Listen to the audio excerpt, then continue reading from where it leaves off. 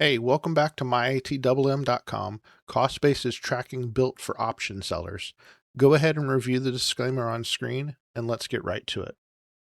Today we're back continuing our AI series on our importing transactions via screenshots. And so here I am on the web application, myatwm.com, and I've created a new portfolio called AI Other 001. So it's a clean slate, nothing is in here. We're over on the Tools Import Export screen, setting on the AI Import tab. And today I'm just going to try a couple different other brokers, Fidelity and Robinhood. And I'm just going to go into their web applications and take a screenshot of the transactions and paste it in here and see what it does. I've done Fidelity before, and last time I'm pretty sure it worked. Robinhood doesn't have all the information necessary, so it actually failed. Um, or I'm suspecting it will fail. I've actually never tried it before. We're going to try it right now and find out. And I just wanted to show you examples of like other brokers that are out there that I know about, but I haven't really been able to um, get them curated or anything because I don't have enough transactions in there. So I kind of really need you guys help to get those in here if you want to see them working in here. So first thing I'm going to do is I'm just going to pop over to my Fidelity account, take a screenshot of the transactions. I only have like a couple in there just as a test bed. Because I mean, I got a couple transactions, but I just don't have enough in there to warrant saying, hey, this is going to work, or even if I got the right scenario. And honestly, these systems where the screenshots are, sketchy, or it doesn't have all the information available, those systems, I'm thinking the CSV imports for them will work much better. And the CSV, as you'll see later down the road, is actually just as easy to use, if not actually more powerful because it's a CSV, so it's hard coded. But in any case, let me show this off for a second. Let me go get Fidelity screenshot. Okay, I have Fidelity screenshot copied to the clipboard. I'm going to right click. I'm going to paste it in here. So it's just like one transfer of funds, and then I bought like one stock just for testing. And I'm going to go ahead and click parse, and we'll see what it comes back with. And I mean, look at that. It actually surprisingly got it right. It transferred the money for $100, and the stock purchase is a buy to open stock, one share, because I only bought one share. And yeah, has a description in there. Did it get the amounts right? Hold on a second. Let me check. Yep, it nailed the amounts. That's exactly what the amounts were. All right, so following suit of how we normally record this is you just check the checkbox because we want to do all of them. Then that's going to be 7810. We confirm, record, and select. It's a clean slate again, so there's nothing in this portfolio. So it's saying, hey, we're going to create this ticker and then record the transaction. And if you're cool with that, just say, yep, create and record. And there it goes. It recorded them, and it's in the system, and it's tracked. And so you could actually go over to the cost basis version 2 page, and there it is. Armel is right there with the stock purchase right here and the transaction to go along with it. And then it has the last price here. So you can see there's just a small unrealized loss. But in any case, yeah. So it imported that transaction. So that was Fidelity.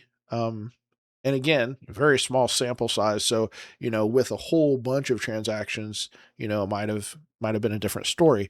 And again, if you're running Fidelity and you take a screenshot and you paste it in here and it does not work, it gives you errors and stuff, feel free, email us, send us a sample. We will work on it and get it into the system, and probably even get it to where it's its own curated one if it needs to be.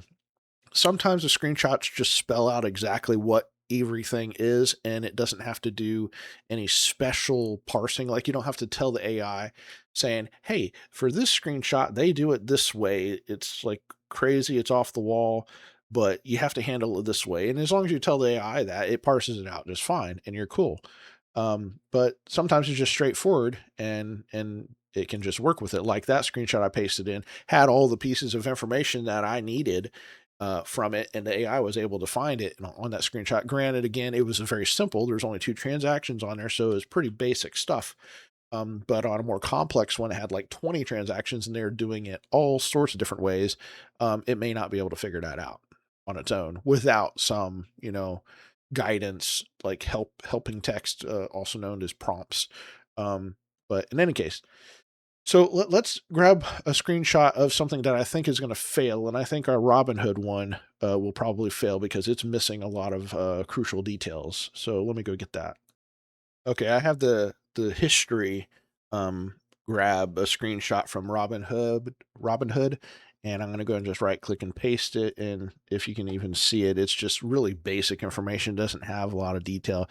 So I'm thinking that the AI is going to either just completely give me an error or give me some really weird results. So we're going to go and try it and see what it does. Whoa. Okay. Well, it didn't fail. So that's kind of cool. Let me check these amounts. Hold on. Well, it got the amounts correct. And the only problem is it's running them all as ledger entries because it couldn't determine like the ticker. This one, it should have technically been able to pull out that ticker for XRP.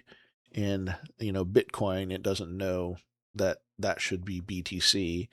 And Stellar Lumens obviously had no clue what that should be.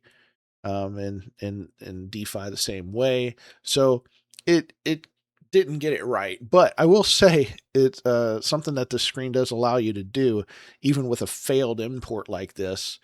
And the other thing is, could I get it to extract that correctly?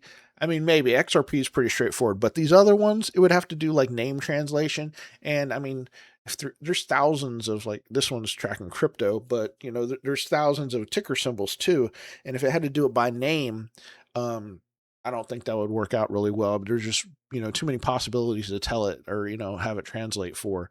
So really improving the screenshot would be better. But the other side note about it is these amounts in Robinhood are usually not 100% accurate. You have to wait till the thing fills, and then there's actually fees under the hood, and you don't actually see those fees until you actually pull the report, the PDF report, and download it or export them all to CSV. It's basically until the transaction is settled that those other things show up, and you don't even see them until then.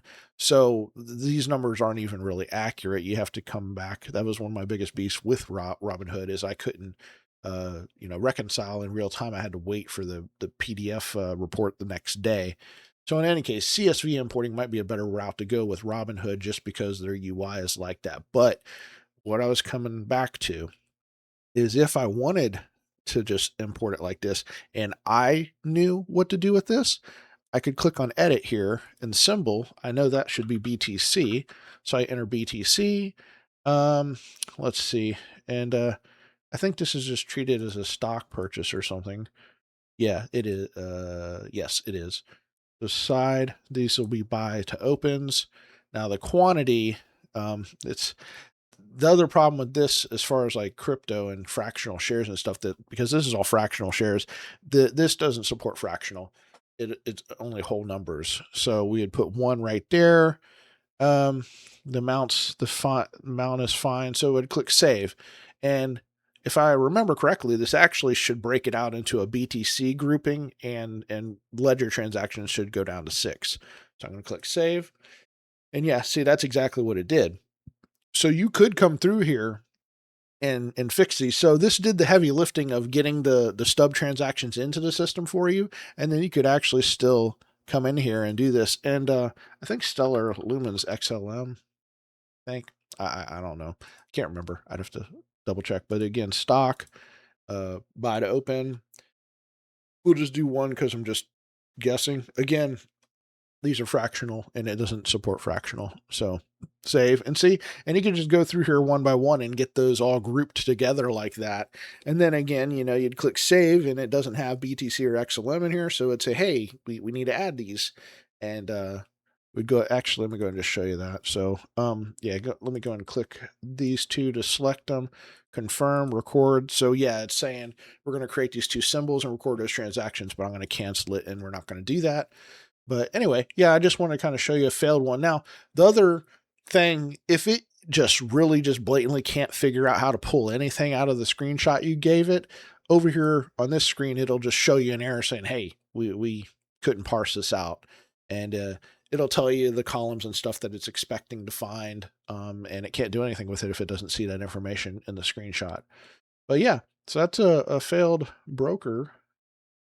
And again, if you do have a broker and you can't get the screenshot to work, but you feel like it should because it does have all the information on there, definitely drop us an email and send us the sample, and we will look at it and see if we can do anything about it. So yeah, see you in the next one. That's going to wrap it up for this one. If you got something out of it, hit that like and subscribe button so you don't miss what's coming next. And if you haven't already, head over to MyATMM.com and create your free account. 3 tickers free forever. No credit card required. Thanks for watching, and I'll see you in the next one.